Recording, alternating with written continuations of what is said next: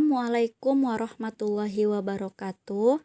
Perkenalkan, nama saya Yulia Dwi Agustin, mahasiswi dari Universitas Muhammadiyah Sumatera Utara dengan prodi PGSD kelas 3C pagi. Nah, di sini saya memiliki tugas, yaitu tugas mereview jurnal dengan mata kuliah Pendidikan IPA di kelas rendah.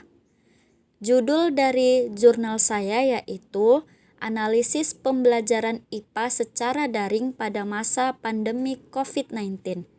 Nama jurnal, Jurnal Pendidikan Sains Indonesia. Volume dan halamannya di jurnal tidak tertera mengenai volume, namun ada di halaman yaitu 217 sampai 233 tahun 2021 dengan penulis Novia Amarta Handayani dan Jumadi.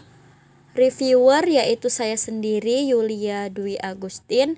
Tanggal reviewer tanggal 2 bulan 12 2021. Di dalam jurnal memiliki latar belakang, yaitu yang berisikan akhir tahun 2019, warga seluruh dunia digemparkan dengan munculnya virus yang berbahaya dan penularannya begitu cepat. Virus yang dikenal dengan virus corona atau COVID-19 pertama muncul di Wuhan dan Cina. Virus ini diketahui penularan dan penyebarannya sangat mudah dari satu manusia ke manusia lainnya. Guna mencegah penyebaran virus ini, semua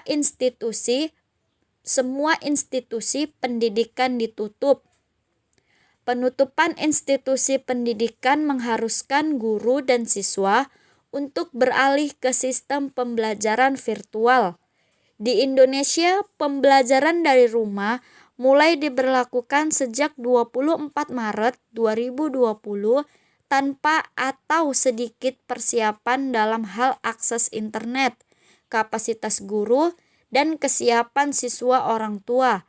Diterapkannya pembelajaran daring guna untuk tetap menjaga kesehatan, keselamatan, dan kesejahteraan selama pandemi COVID-19.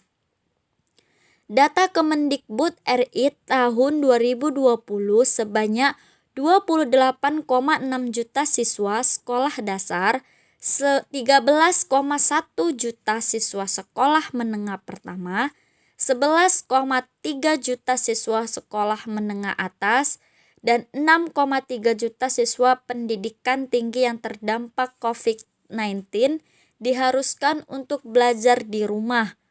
Pembelajaran daring merupakan manfaat di saat situasi pandemi untuk mencegah penyebaran virus corona serta memberikan rasa aman bagi guru dan siswa yang terkena pandemi COVID-19.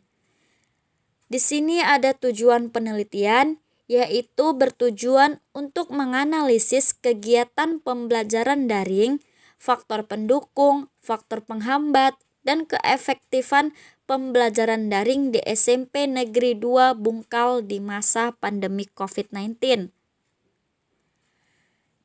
Di sini ada permasalahan, yaitu banyak yang dialami guru karena kurang adanya persiapan untuk peralihan kegiatan pembelajaran beralih ke pembelajaran secara daring. Banyak kekurangan dan keterbatasan yang dihadapi guru ketika melaksanakan kegiatan pembelajaran sehingga menyebabkan pembelajaran daring tidak berjalan sesuai yang diharapkan.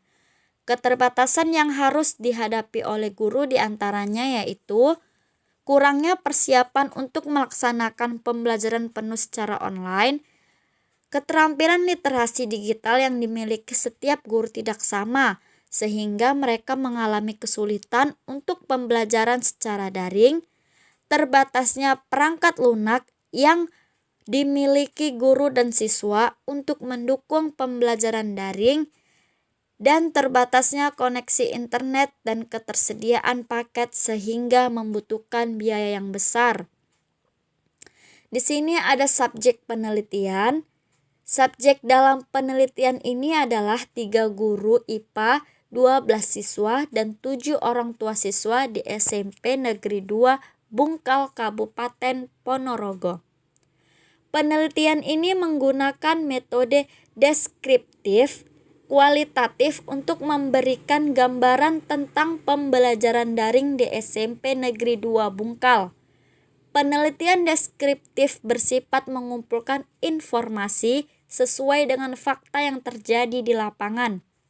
Penelitian kualitatif berguna untuk memahami pandangan individu, menjelaskan proses, dan menggali informasi mendalam tentang subjek yang diteliti. Penelitian ini dilaksanakan pada bulan Oktober sampai November 2020. Sumber data diperoleh secara langsung melalui wawancara, semi terstruktur melalui panggilan WhatsApp. Nah, ada hasil penelitian. Berdasarkan hasil penelitian didapat dari wawancara semi struktur melalui panggilan WhatsApp, wawancara dilakukan dengan 3 guru IPA, 12 siswa, dan 7 orang tua siswa di SMP Negeri 2 Bungkal, Kabupaten Ponorogo. Dalam hasil penelitian ini disertakan kutipan jawaban dari beberapa responden saja yang jawabannya mewakili dari keseluruhan responden. Kemudian dilakukan triangulasi terhadap sumber data hasil wawancara dan dokumentasi lengkap sehingga dapat ditarik kesimpulan berikut merupakan hasil dari pembahasan dari penelitian ini. 1. Prosedur pelaksanaan pembelajaran daring. Pelaksanaan pembelajaran IPA yang dilaksanakan di SMP Negeri 2 Bungkal yaitu dengan penyampaian materi menggunakan media Google Meet, WhatsApp Group, dan Google Classroom. Guru menjelaskan materi melalui rekaman suara.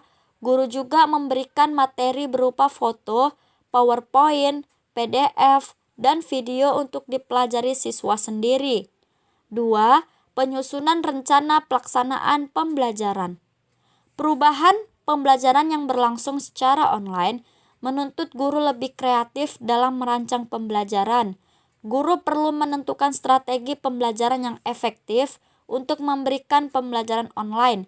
Pembelajaran online yang efektif memfasilitasi umpan balik dari siswa, membuat siswa mengajukan pertanyaan dan memperluas pengetahuan pelajar. Rencana pelaksanaan pembelajaran memuat prosedur dan pengorganisasian pembelajaran yang dirancang oleh guru untuk memenuhi kompetensi dasar yang ditekankan.